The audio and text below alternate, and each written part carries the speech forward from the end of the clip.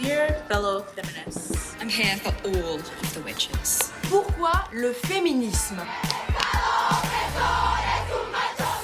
Nous les hommes, on n'ose plus rien faire, on ne veut plus rien dire. Les femmes sont conditionnées à servir les autres et à ne pas s'occuper d'elles-mêmes. Ah, je t'avais dit, elles en veulent au mec. Le féminisme a donné aux femmes dès qu'elles pouvaient avoir droit au bonheur. On est dans un pays où un violeur sur 100 est condamné. Il y a un problème avec monsieur là. Non, y a pas de problème. Nous aussi, on se lève et on se bat. Pas du clito.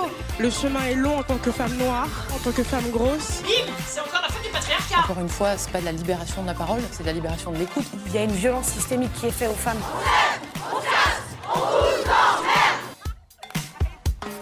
On se lève et on se casse sur Radio Campus Paris.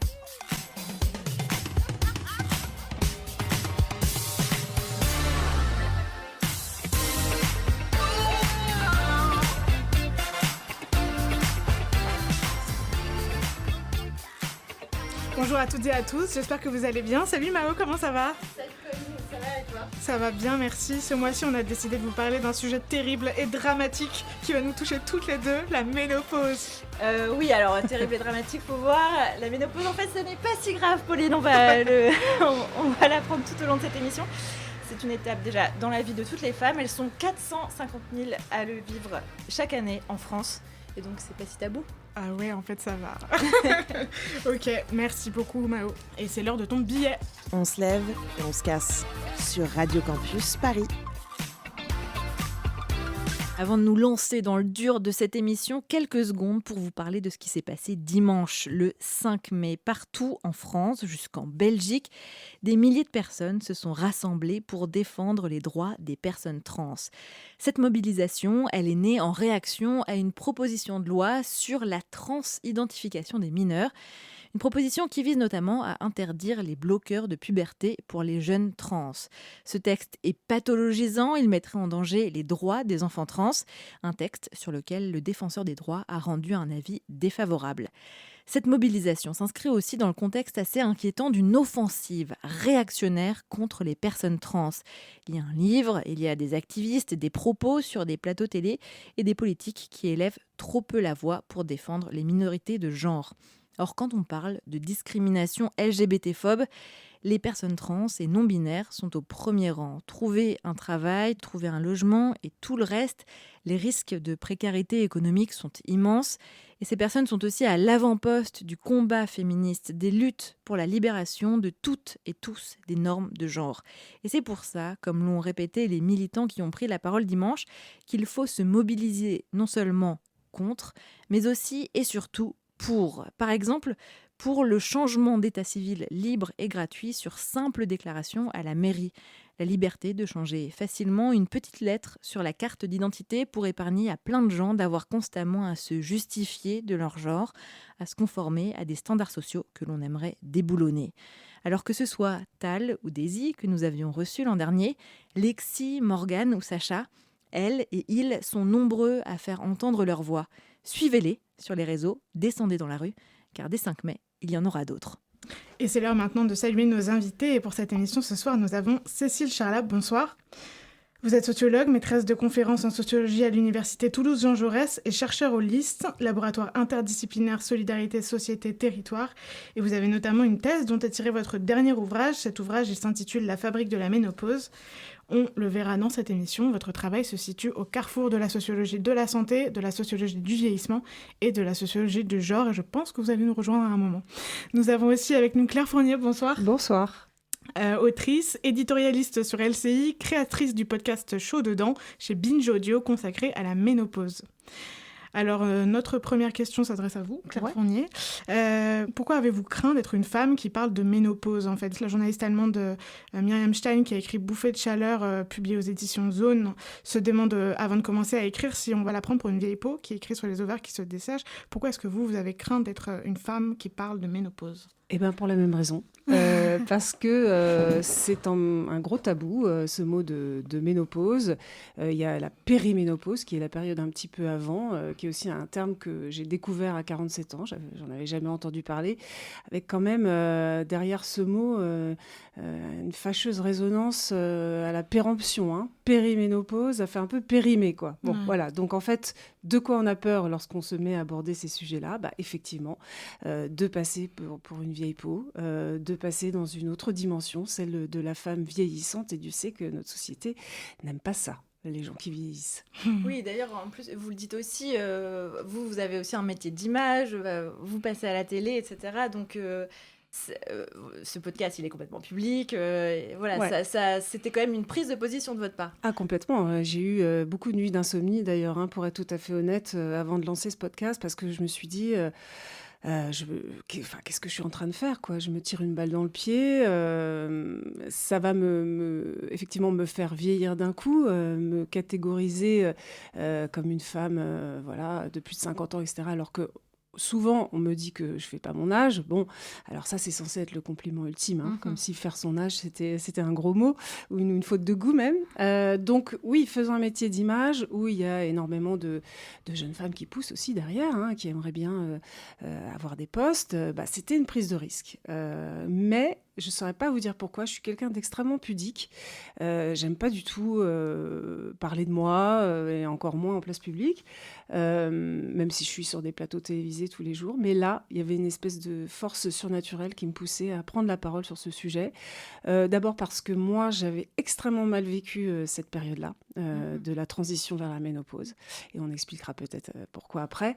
Et parce que aussi, je voyais autour de moi toutes mes amies, mes connaissances, mes collègues vivre aussi très mal cette période-là de la vie, et surtout on ne s'en parlait pas, quoi. C'était vraiment j'ai découvert au hasard de conversations que une copine, une collègue pouvait être ménopausée, parce que c'est pas un thème qu'on aborde même au sein d'un cercle d'amis, c'est pas un sujet qu'on va aborder spontanément comme ça de gaieté de cœur. En tout cas, je vous parle il y a un an et demi, ça change un petit peu, parce que là il y a des prises de parole effectivement qui font du bien et qui sont en train peut-être de changer un petit peu la donne.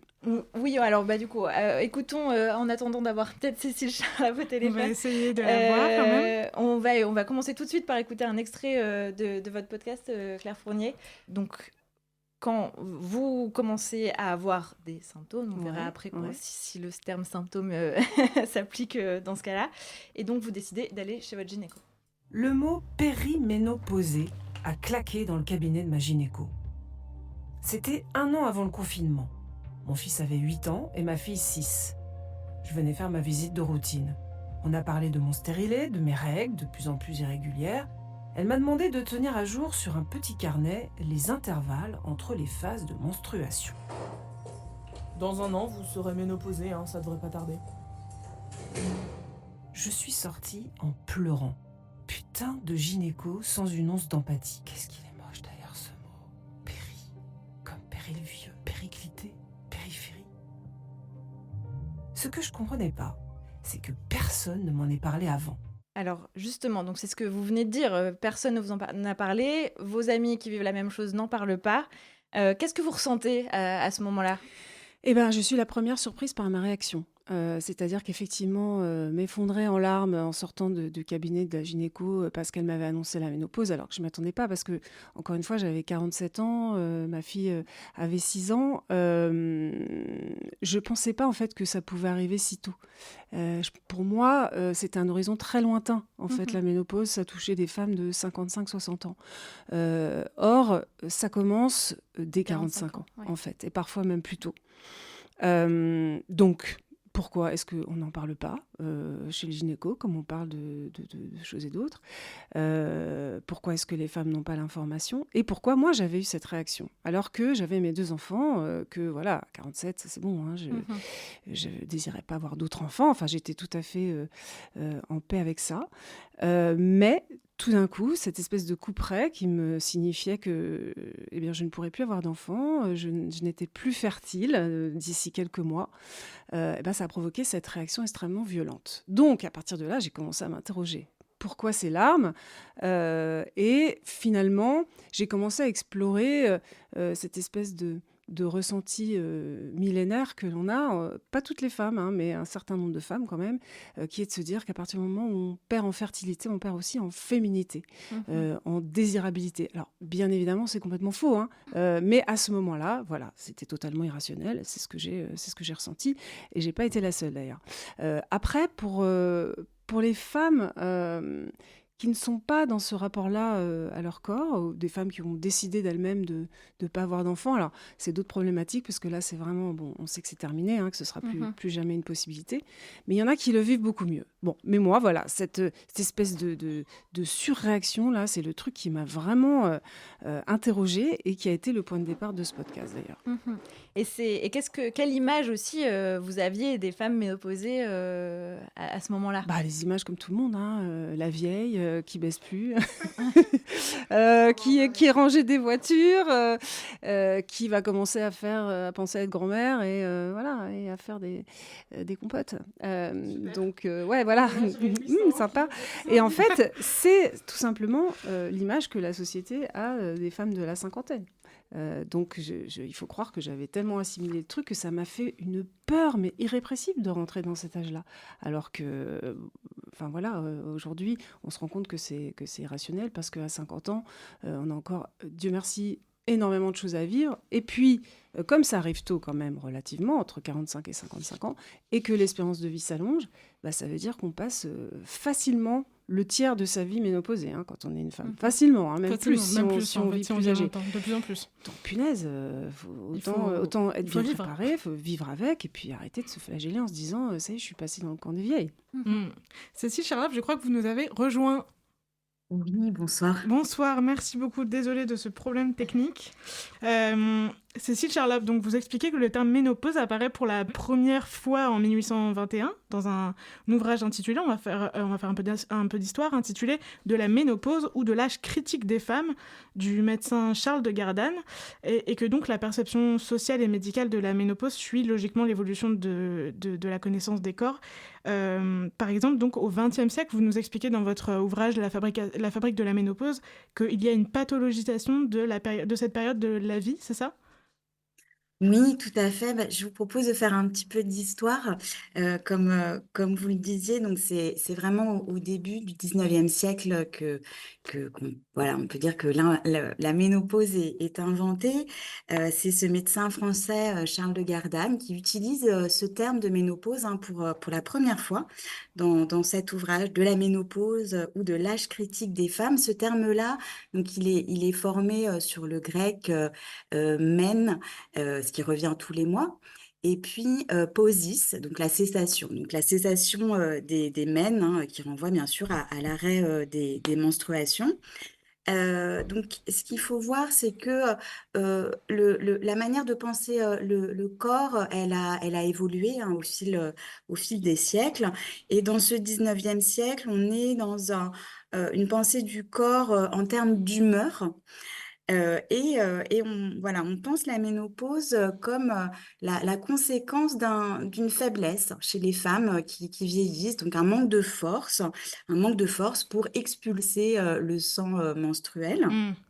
Et donc, il y aurait une sorte de trop-plein de sang, puisqu'il y aurait plus cette purgation mensuelle, qui engendrerait donc un déséquilibre et tout un cortège de maux et de troubles que alors on soigne grâce aux saignées ou encore à la position de sangsue. Donc tout ça, vous l'entendez bien, ça nous semble très, très étranger à ce qu'on connaît aujourd'hui, puisque le XXe siècle est marqué par une nouvelle pensée du corps qui est désormais pensée à partir du système hormonal. Oui.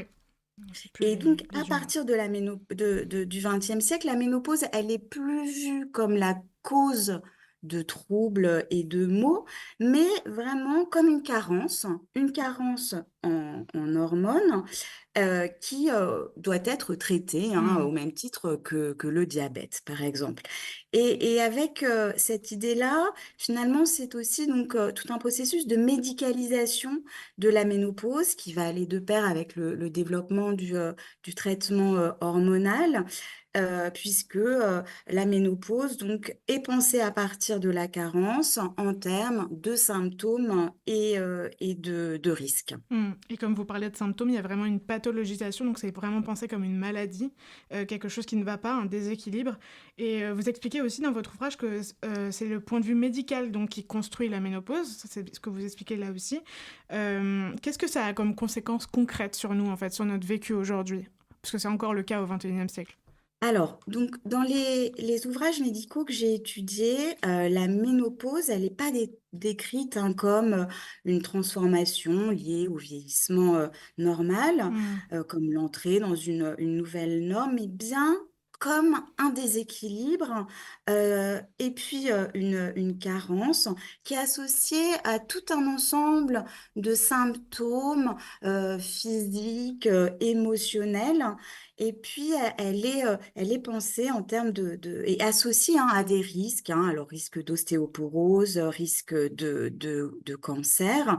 Et finalement, ce type de description que j'ai retrouvé dans les ouvrages médicaux, des ouvrages de médecine générale, des ouvrages de gynécologie, elles homogénéisent les expériences des femmes. Elles font comme si, en fait, toutes les femmes vivaient des désagréments et des troubles à la ménopause, ce qui n'est pas le cas, hein. Les expériences des femmes, elles sont bien hétérogènes. Ouais. Et en fait, ces ouvrages-là, donc c'est des ouvrages qui vont servir pour les étudiants en médecine qui sont en train de se former et donc qui vont aussi finalement construire leur manière de voir la ménopause.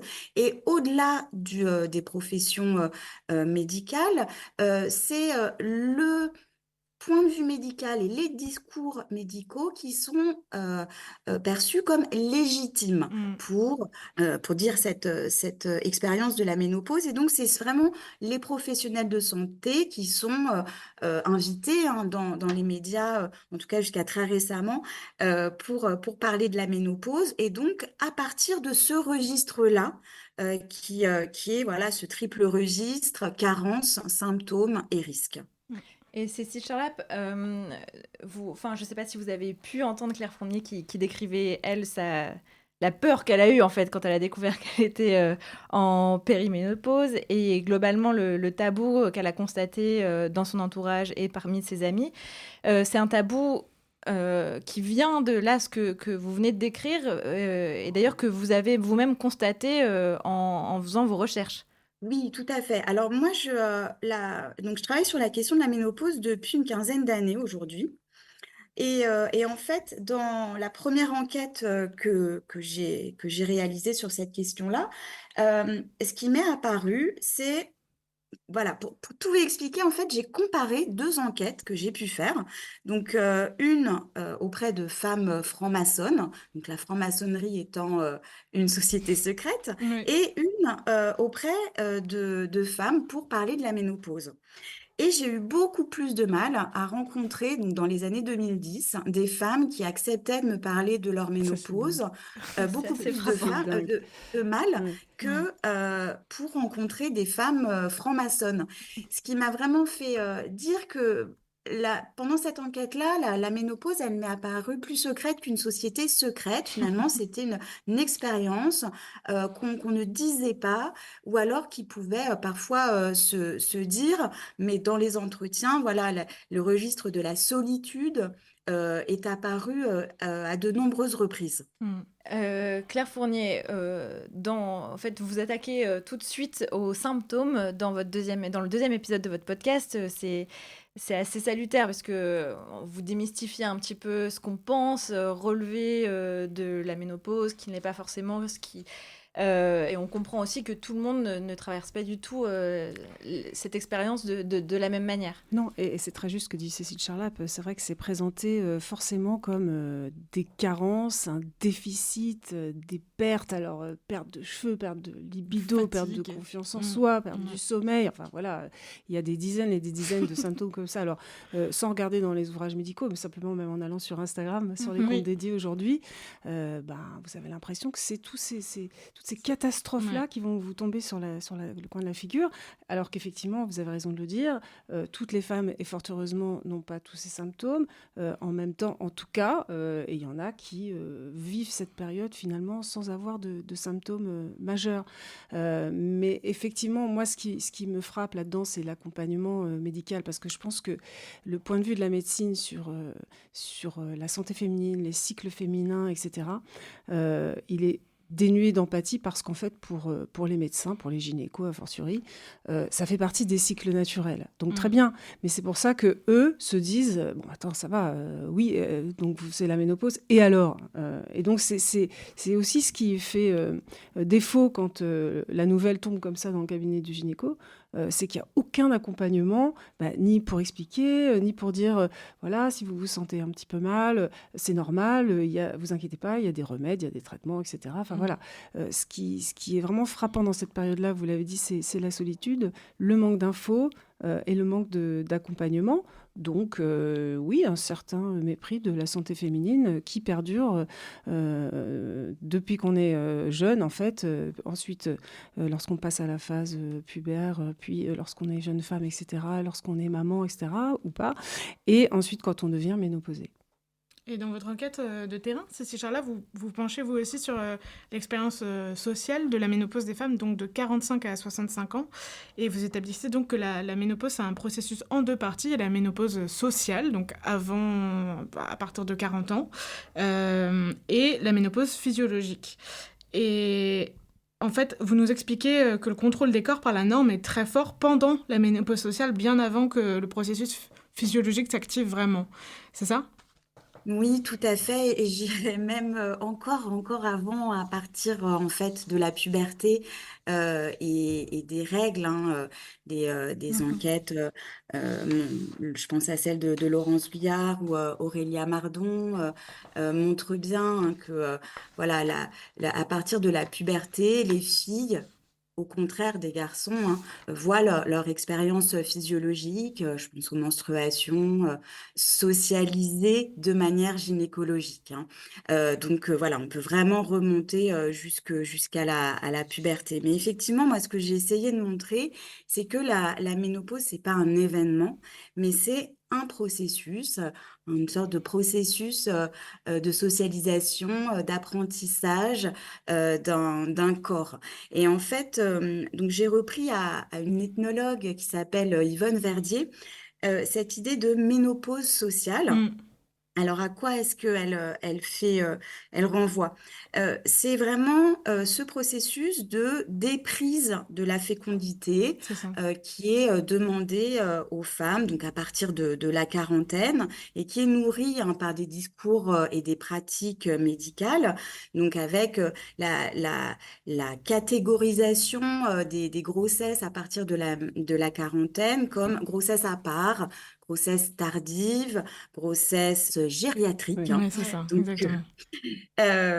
Donc voilà, qui en fait relève de tout un travail social qui va peu à peu donc dissuader les femmes à mener des grossesses qui sont, et là je cite un ouvrage de gynécologue, qui sont à la fois physiologiquement et socialement non désirées. Et donc, il y a cet apprentissage-là de la déprise de la fécondité à partir de la quarantaine, ce que voilà, j'ai appelé ménopause sociale pour montrer que finalement, c'est pas véritablement lorsqu'elles sont physiologiquement stériles que les femmes arrêtent de faire des enfants, mais déjà bien avant l'âge de la stérilité physiologique, eh bien, on a ce moment de stérilité sociale. Je peux intervenir, Cécile Charlat, parce que j'aime bien dans la fabrique de la ménopause, ce que vous dites, c'est que, alors il y a le registre médical dont on vient de parler, et puis vous dites aussi que les 2 autres registres d'appréhension de la ménopause, c'est l'humour et l'insulte. C'est vraiment pas un sujet dont on parle de manière anodine.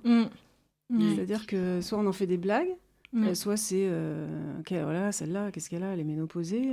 Voilà. Après, elle a ses règles, elle est ménopausée. C'est cette idée que, voilà, du stigmate dont parle aussi Cécile Charlat, du tabou, de cette espèce de tache sur le front qui apparaît au front des femmes lorsqu'elles sont ménopausées. Et même quand on commence à l'assumer, vous recevez une actrice qui a écrit...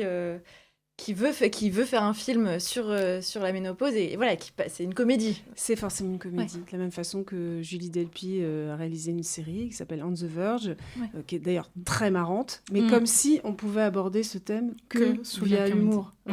parce que, regardez, comme on a de l'humour sur nous-mêmes, etc. Enfin, comme si on ne pouvait pas en faire un sujet de conversation comme un autre, sans forcément en faire des blagues, en fait. Donc ça, c'est un truc, effectivement, qui m'a frappée aussi. C'est pas un sujet de conversation anodin. Mais ce que dit Cécile Charlap aussi dans son livre, c'est que en fait, il y a que dans nos sociétés qu'on considère la ménopause comme ça, tout à fait. comme une perte d'œufs, une carence, etc. Il y a d'autres sociétés où les femmes ménopausées sont des éducatrices sexuelles de jeunes hommes. Il y a aussi, si on reste chez nous en France, à d'autres époques, les femmes plus âgées, les femmes ménopausées étaient aussi des éducatrices sexuelles. Par exemple, celles qui avaient des éventails dans les salles de concert, à l'opéra, qui étaient un peu plus âgées. Les jeunes hommes les recherchaient parce qu'ils savaient que c'était des amantes expérimentées. Puis en plus, il n'y avait plus le problème de risquer la grossesse. Donc voilà, c'est des anecdotes rigolotes, mais pour vous dire que ça n'a pas toujours été aussi mal vu. Et dans d'autres cultures, ça peut être valorisé, au contraire, d'être une femme qui n'a plus ses règles. Oui, que ce soit au Japon, en Mexique ou en Nouvelle-Guinée, à chaque fois, ce sont des femmes qui gagnent de nouvelles fonctions, une nouvelle place dans la société. Enfin, ça, vous l'expliquez très bien, Cécile Charlap, c'est ça exactement. En fait, c'est que c'est des femmes qui ont une toute nouvelle place à partir du moment où elles n'ont plus leurs règles, elles ne sont plus fertiles. Là, tout de suite, une autre vie commence. Oui, alors je vais me permettre de mettre un petit bémol à cet enchantement. Non, c'est pas tout à fait... Évidemment, quand je le dis, ça a l'air fantastique, mais non, c'est un peu plus compliqué que ça. Oui, effectivement. Donc, il y a des travaux donc d'anthropologues qui se sont intéressés à cette question de la place du sang menstruel dans les constructions des sociétés et la place des femmes et des hommes. Et c'est vrai que, alors là, je pense par exemple aux travaux de Maurice Godelier, chez les Barouillas de Nouvelle-Guinée. Donc effectivement, Godelier montre bien qu'à partir de la ménopause, les femmes elles peuvent jouer donc, des rôles importants, notamment en termes politiques. Mais quand on dit ça, on dit que la moitié des choses. C'est-à-dire que ce phénomène, il s'inscrit dans une société barouilla où les menstruations sont perçues comme des dangers et qui organise tout un ensemble d'interdits et de tabous pour les femmes menstruées.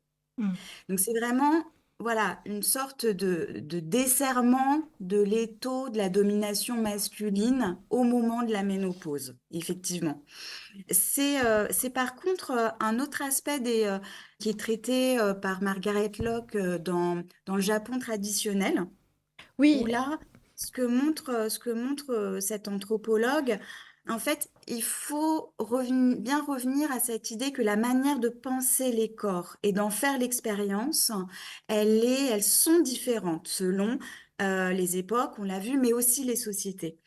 Et d'ailleurs, il n'y a pas de mot au Japon pour parler de ménopause. C'est un concept qui n'existe pas. Tout à fait.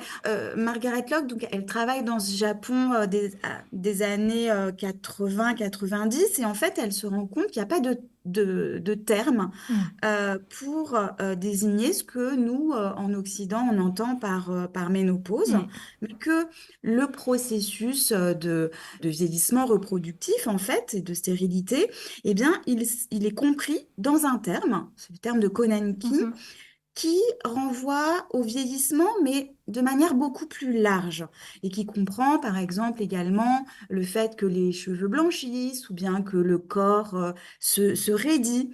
Et puis surtout, ce terme Konanki, il est utilisé aussi bien par les femmes que par les hommes. Donc on voit bien que la notion de ménopause, elle n'est pas universelle, et que penser le vieillissement reproductif comme hyper signifiant, c'est pas universel non plus, mais qu'en plus, on peut, le vieillissement reproductif, le penser de la même manière, sous un même terme, pour les deux sexes. Oui, et on va continuer à explorer ça, et notamment Ce que vous dites, en fait, ça permet de comprendre que ce qu'on considère comme des symptômes, on va plutôt dire du coup manifestation, car la ménopause n'est pas une maladie, puisque selon les sociétés, on n'utilise pas les mêmes termes et même de manière générale, le concept n'est pas le même. Voilà, ce qu'on voit comme cette terrible étape de la ménopause en Occident, peut-être qu'on peut la relativiser aussi en prenant du recul. Mais tout de suite, on va aller s'aérer un peu sur les quais de Seine avec notre reporter Elisa. On se retrouve Cécile Charlap et Claire Fournier juste après. Elisa est partie à la rencontre des femmes qui s'imposent dans le métier de bouquiniste. Il se murmure que les vrais Parisiens sont plus attachés aux bouquinistes des quais de Seine qu'aux arbres qui l'abordent.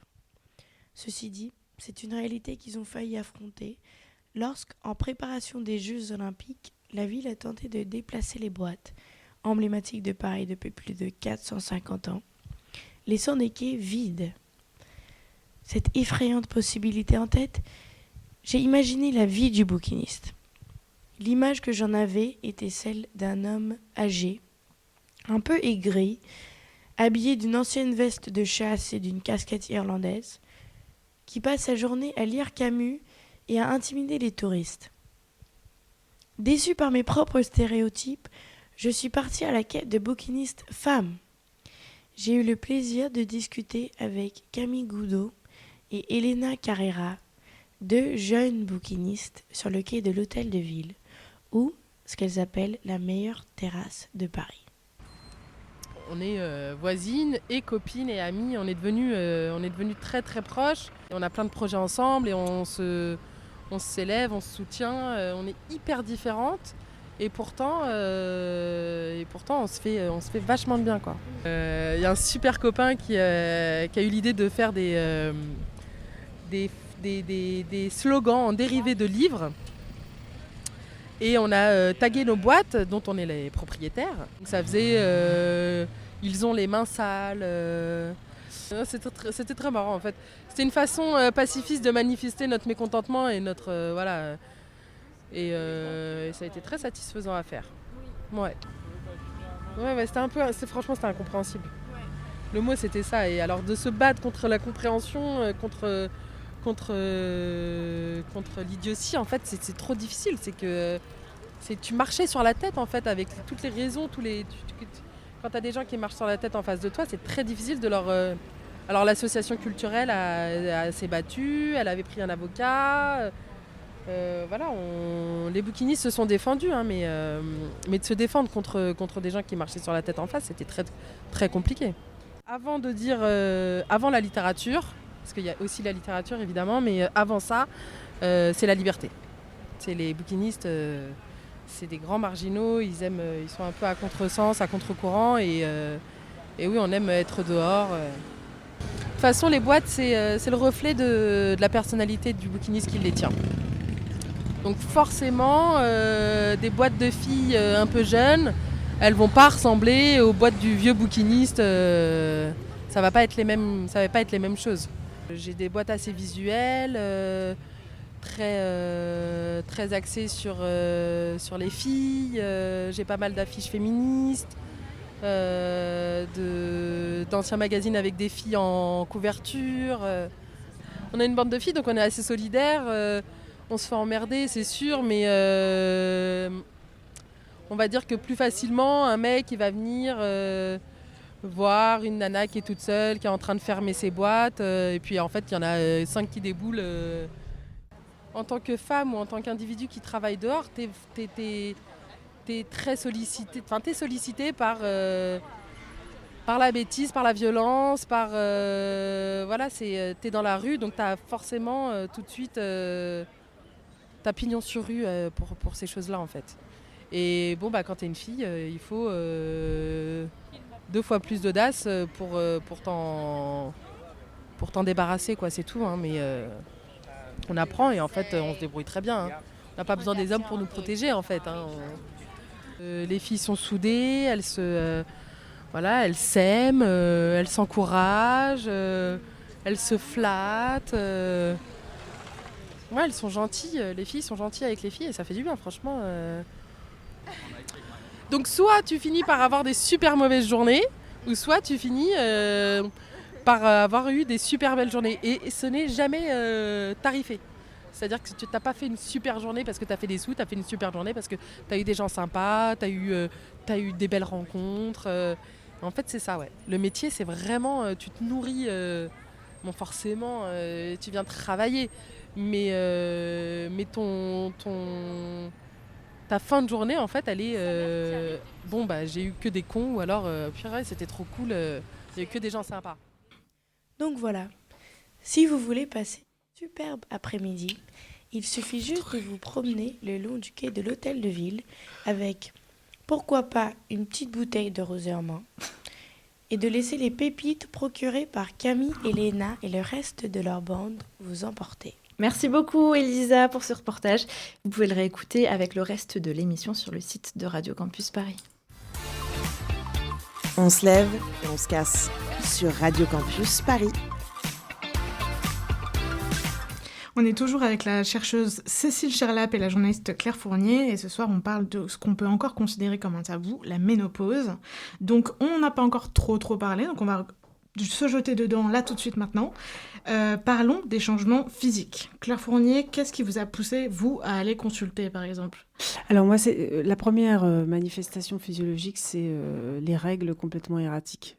Donc vous commencez par avoir des règles très abondantes, puis plus rien, puis très abondantes, puis 3 semaines plus tard, ça recommence, puis 3 mois après, il n'y a plus rien, enfin on ne comprend plus rien. Donc pour certains, ça peut être la panique, parce qu'on se dit, mince, j'ai quoi ? J'ai un kyste, voilà. Comme encore une fois, on est très peu au fait de cette période de la périménopause, on peut imaginer les pires trucs. On peut imaginer les pires trucs. Donc ça, c'est la première chose qui doit un peu faire sonner la petite sonnette d'alarme. Ensuite, il y a les bouffées de chaleur. Alors, tout le monde n'en a pas, mais alors ça passe pas inaperçu. Parce que tout à coup, on se dit... Alors là, qu'est-ce qui m'arrive exactement ? Dans mon podcast, je parlais du petit hammam portatif qui se déclenche toujours au mauvais moment, hein, quand le métro est bondé et que j'ai 4 couches de vêtements sur moi. Ça dure très peu de temps, fort heureusement, mais ça peut être très invalidant, surtout lorsque ça se produit la nuit. Parce que ça a tendance à se produire la nuit et ça, tout simplement, ça empêche de dormir. C'est-à-dire qu'on est réveillé, qu'après pour se rendormir, c'est épuisant. C'est comme il y a un déficit œstrogénique, ça joue aussi sur le sommeil. Donc ça peut être un moment qui est pas marrant. Il peut aussi y avoir des douleurs articulaires, une petite prise de poids, un inconfort au moment du rapport sexuel, voilà. Mais c'est important. Tout à l'heure on disait il n'y a pas non plus un déluge de cataclysmes qui se produit, mais c'est quand même important d'être attentif à ces manifestations-là, parce que il arrive assez souvent que ce soit mal diagnostiqué. C'est-à-dire que je ne sais plus quelle actrice américaine a raconté, il me semble que c'est Halle Berry qui a parlé aujourd'hui de sa ménopause en public, qui a dit qu'on lui avait diagnostiqué de l'herpès, alors que c'était simplement la périménopause. D'autres femmes à qui on dit vous êtes en train de faire une dépression, alors que pas du tout, en fait, elles sont en périménopause, et le déficit œstrogénique provoque ça, des petits troubles de l'humeur, etc. Donc finalement, alors on peut les médicamenter, pour des trucs qui n'ont rien à voir en fait. Ça fait une surcharge de médicaments. Voilà. Donc c'est quand même important d'être au courant des symptômes qui peuvent effectivement se produire pour ne pas risquer d'être mal diagnostiqué. Ce que je voudrais dire pour quand même rassurer un petit peu. Je pense que notre auditoire est peut-être assez jeune et a le temps avant d'être périménopausé, mais ce qu'il faut dire pour rassurer, c'est que en fait, ces manifestations-là ne durent pas.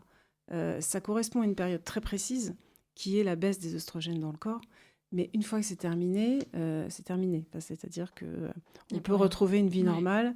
Voilà. Une fois donc on est ménopausé, c'est-à-dire techniquement, selon la définition officielle, on n'a plus ces règles depuis plus d'un an. Voilà.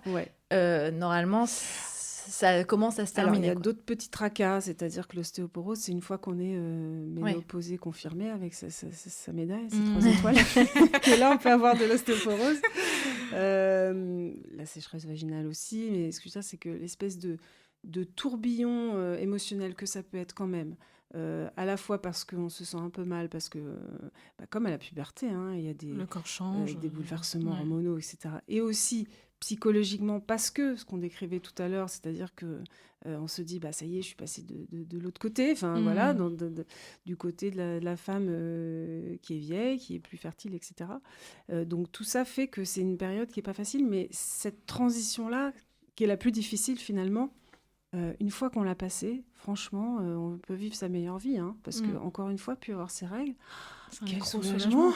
Oui, Ouais. complètement. Ouais. Oui, et justement, ça c'est quelque chose dont vous parlez. Mais c'est à double tranchant, ce truc-là, parce que à la fois, c'est une grande liberté, et en même temps, pourtant, la première pensée, ce que vous constatez, c'est je ne suis plus baisable.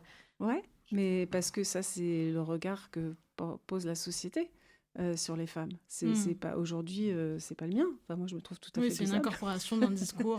Bien sûr. Ouais. Et au contraire, même, c'est une liberté sexuelle retrouvée, puisque quand vous n'avez plus peur de la grossesse...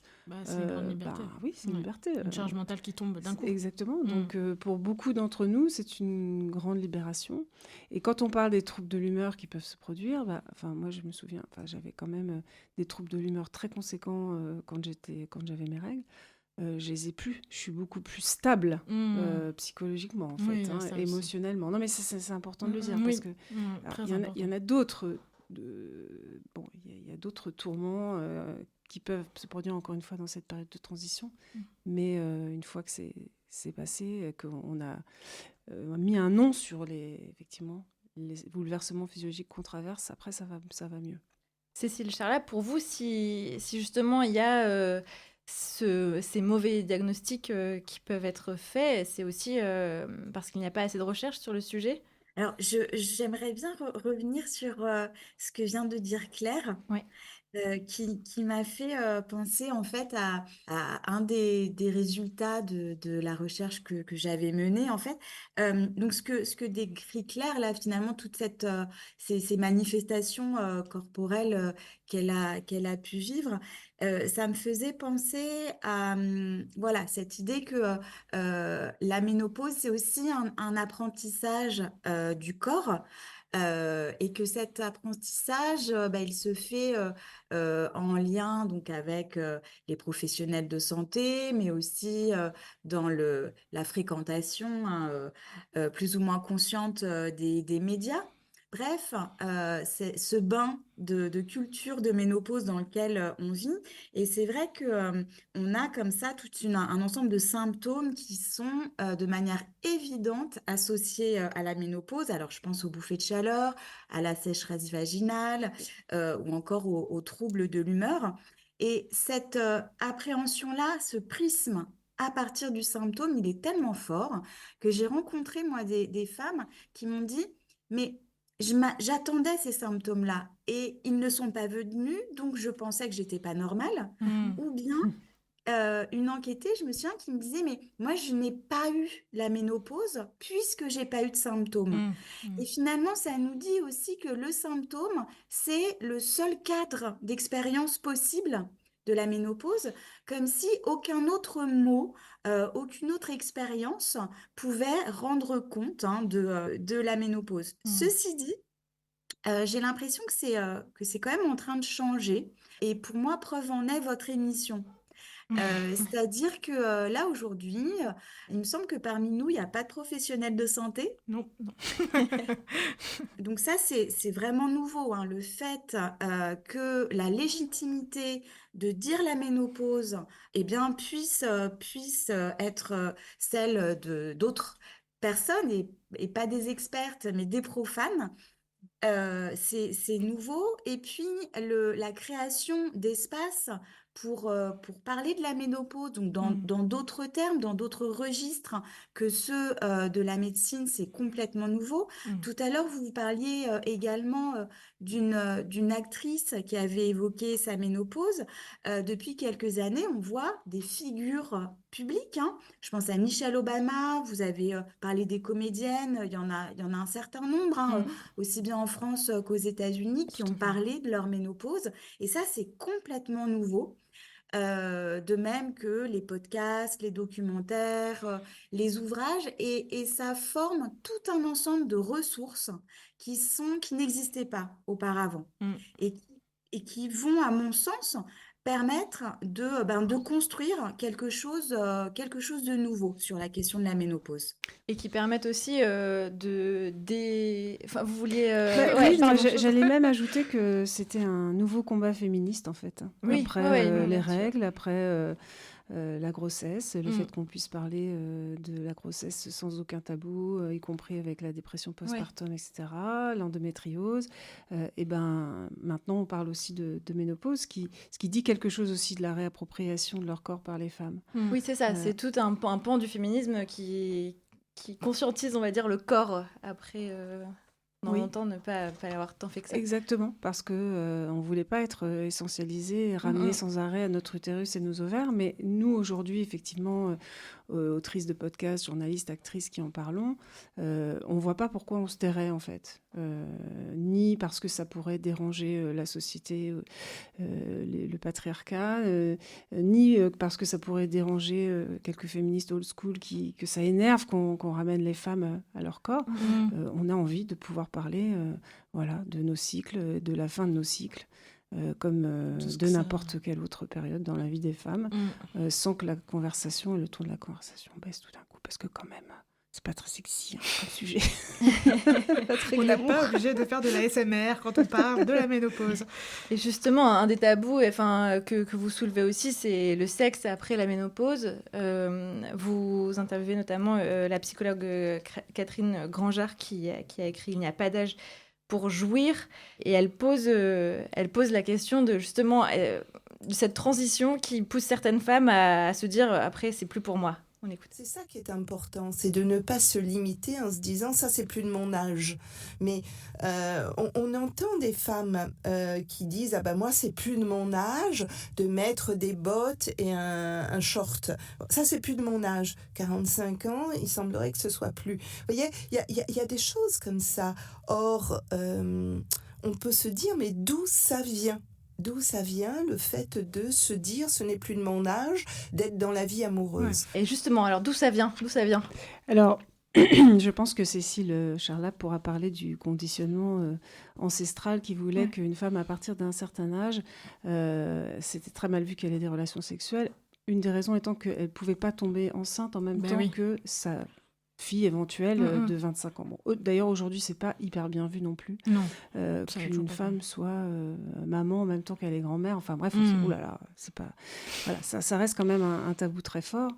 Alors, c'est vraiment intéressant. Et encore une fois, libre à chacune de vivre cette période comme elle l'entend. C'est-à-dire qu'il y en a qui continuent à vivre une vie sexuelle épanouie et il n'y a pas de raison que ça ne puisse pas se produire. Et si on n'a pas envie, on n'a pas envie. Exactement. Et puis, il y a des femmes comme par exemple Lio qui disent « moi, terminé, voilà, c'est moi maintenant qui me fait plaisir et je ne veux plus qu'une pénétration, je ne veux plus avoir de rapport sexuel avec ça. » Mais libre à elle, en fait. Et c'est ça, en fait, cette forme de libération aussi après 45 ans, une fois qu'on n'est plus assigné à notre rôle reproducteur, on peut bien faire ce qu'on veut, finalement, de notre corps. Et ça, c'est aussi...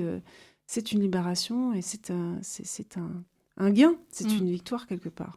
Ça, vous l'avez constaté aussi auprès de vos enquêtés, Cécile Charlap ? Oui, ce qui est vraiment intéressant, c'est à quel point la ménopause dans nos représentations sociales, jusqu'à il y a très peu, elle est du côté de la perte, Claire le disait, et puis de cette dégradation du corps.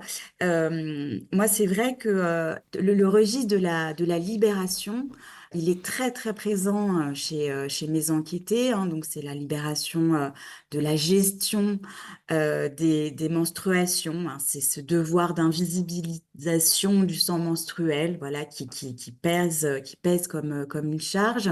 Et puis la libération de la gestion de la contraception du couple, pour les couples hétérosexuels, qui pèse encore très très largement hein, sur les épaules des femmes. Et c'est vrai que voilà, c'est quelque chose qui n'apparaît absolument pas dans les représentations sociales courantes de la ménopause, c'est cette double libération. Je voulais également revenir sur cette idée de, ben voilà, il y a des choses qui, à partir d'un moment, c'est plus de notre âge. Et je pensais à un article plutôt récent hein, que j'avais analysé dans mon travail. C'était un article d'un magazine People, entre guillemets, hein, qui mettait en lumière le fait que la fille de Mick Jagger allait être en même temps à nouveau mère et grand-mère pour la première fois. Ouais. Et l'article tissait ça sous le registre du malaise, quoi. Ouais. Parce que, voilà, il y a quand même, les sociétés, elles produisent des normes et il y a cette norme de l'ordre naturel des générations. Hein. On ne devient pas à nouveau mère alors que on devient grand-mère. On On a vous a perdu perdu. Cécile Charlotte. Cécile Charlotte. Vous êtes là. Effectivement, moi aussi, j'ai vu cet article sur Jade Jagger où, effectivement, on voit bien que ça provoquait le malaise et la réprobation, en fait. Hein. Parce que, effectivement, comme le disait Cécile, il y a un ordre des générations et c'est encore tabou de le bouleverser. Et aujourd'hui, encore, si vous regardez un autre couple très connu où la femme a 25 ans de plus que son mari, hein, peut citer, Brigitte Emmanuel Macron, ce qu'elle se prend dans la figure. Oui, parce que c'est choquant, encore une fois. Oui, particulièrement dans ce sens-là. Enfin, je dis que c'est choquant, bien sûr. Moi, je trouve ça choquant que ce soit choquant. Mais voilà, c'est encore assez mal vu. Une femme qui vieillit, qu'elle soit avec un homme plus jeune, c'est très, très mal vu. Et donc, ce sujet-là, on va vous laisser terminer votre propos. Oui, je voulais juste parler d'une notion qui est forgée par Suzanne Sontag hein, dans les années 70, qui est celle du double standard de vieillissement. Avec cette idée que le vieillissement féminin, il est tout à fait négativé. Hein. Il est lié à la perte et puis à tout un ensemble de choses qui ne sont plus permises. Tandis que le vieillissement masculin, lui, il est très largement valorisé. Et ça, on en a une illustration intéressante dans les fictions. Dans ce qu'on voit en termes d'écart d'âge dans les couples. Au cinéma. Que ce soit au cinéma, dans les séries, etc.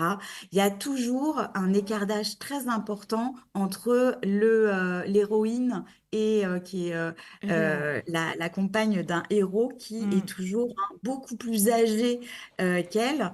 Et donc, finalement, c'est là que se rejoignent sexisme et agisme. D'ailleurs, et notamment la vieille peau, on dit jamais ça à propos d'un homme. Non, c'est toujours une femme. Voilà. Oui. Petit commentaire. C'est complètement féminin cette expression. On va conclure cette émission dans un instant. Mais d'abord, on écoute notre chroniqueuse Émilie qui, depuis le début de l'année, nous fait découvrir l'histoire de l'hystérie. Claire Fournier, Cécile Charlotte. On se retrouve juste après. Salut Émilie. Salut. Aujourd'hui, tu continues donc à nous parler d'hystérie. Exactement. Dans les précédentes chroniques, on avait vu que les causes de l'hystérie ont tantôt été attribuées à un manque d'activité sexuelle, ça c'était pendant l'Antiquité, tantôt à son excès, ça c'était au Moyen-Âge. Et de la Renaissance jusqu'au XIXe siècle, ces deux héritages se sont entrecroisés et parfois même mélangés. Mais j'aimerais revenir ici rapidement sur un point où je me suis peut-être un peu trop emballée lors de la dernière chronique. Je vous avais parlé d'un certain Pierre Briquet, un médecin français du début du XIXe siècle qui aurait attribué la principale cause de l'hystérie au patriarcat. En fait, c'était un peu un raccourci de dire ça et je m'excuse du coup de cette fausse alerte. Alors c'est quoi qu'il disait Pierre Briquet du coup ? Alors, sa méthode, c'était l'observation. Il a donc comparé chaque crise, les a répertoriées soigneusement, puis il a calculé statistiquement les différents types qu'il a observés. Ce qu'il conclut, c'est qu'il y a déjà vraiment beaucoup de types différents, et qu'il semblerait donc que les patients répètent pendant une crise quelque chose qu'ils ont vécu dans leur vie. Ainsi, on pourrait dire qu'il pense que l'hystérie est une forme de psychosomatisation des traumatismes, et son siège se trouverait alors non pas dans l'utérus, comme on le pensait encore à son époque, mais dans la partie du cerveau responsable des émotions. Du coup, cette analyse implique que l'hystérie n'est pas vraiment une maladie comme les autres. Non, ce sont des choses vécues qui ont fait souffrir un individu et qui ressortent donc par le corps en adoptant des codes de différentes maladies qu'elles imitent donc d'une certaine manière. Et à partir de là, on peut se demander quels sont les éléments qui les ont fait souffrir. Et c'est là où ça devient un peu sociologique. Il cite comme cause possible les violences conjugales, familiales, mais aussi des conditions de vie précaires, que ce soit du point de vue du travail ou de l'argent. Et donc Charcot, donc tu voulais nous parler la dernière fois, s'oppose à ça, c'est ça ? Alors, oui et non. En fait, c'est pas aussi simple que je le décrivais, justement.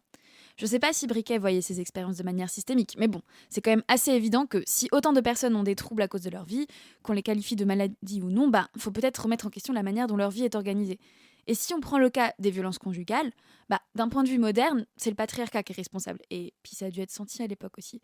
Mais en fait, Charcot était plutôt admirateur de Briquet de manière générale. Ce qu'il lui reprochait, c'était surtout que ses méthodes, autant que ses conclusions, sous-entendaient que l'hystérie n'avait pas un symptôme commun à tous les malades. Et Charcot, bien qu'il veuille d'abord soigner les hystériques, ce qui était d'ailleurs plutôt nouveau comme approche à l'hôpital de la Pitié-Salpêtrière où il travaillait, il voulait surtout découvrir la nature unique et définie de la maladie. Il va donc d'abord comparer les patients aux autres types de malades, puis il va essayer de reproduire la crise par différents moyens à la mode, comme notamment l'hypnose. Bon, ça lui vaudra pas mal de critiques plus tard, parce que du coup, on peut plus trop savoir si c'est lui qui suggère aux patients la manière dont ils doivent faire leur crise, ou si c'est vraiment authentique. Puis en plus, certaines méthodes s'apparentaient à de la torture, genre les ceintures de compression ovarienne par exemple. Il s'en était servi pour vérifier le préjugé selon lequel l'hystérie viendrait de l'utérus. Il a invalidé cette hypothèse du coup, et il a d'ailleurs aussi fait une croix sur la théorie de l'origine sexuelle, si longtemps défendue. C'est quoi la nature de l'hystérie selon Charcot alors ? C'est une maladie qui concerne toutes les femmes et seulement les hommes des couches sociales les plus précaires.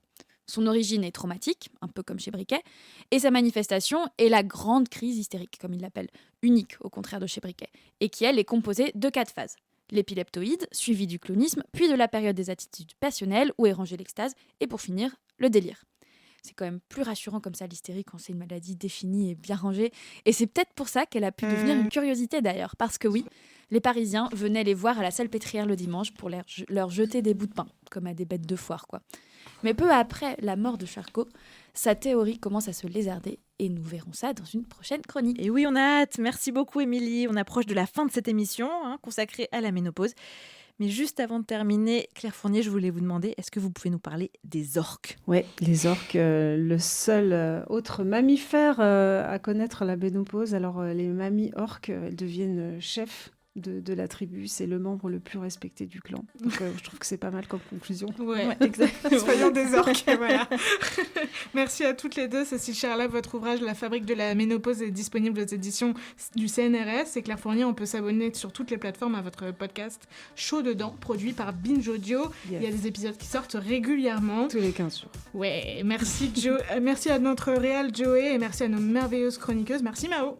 Merci Pauline. Salut à tous.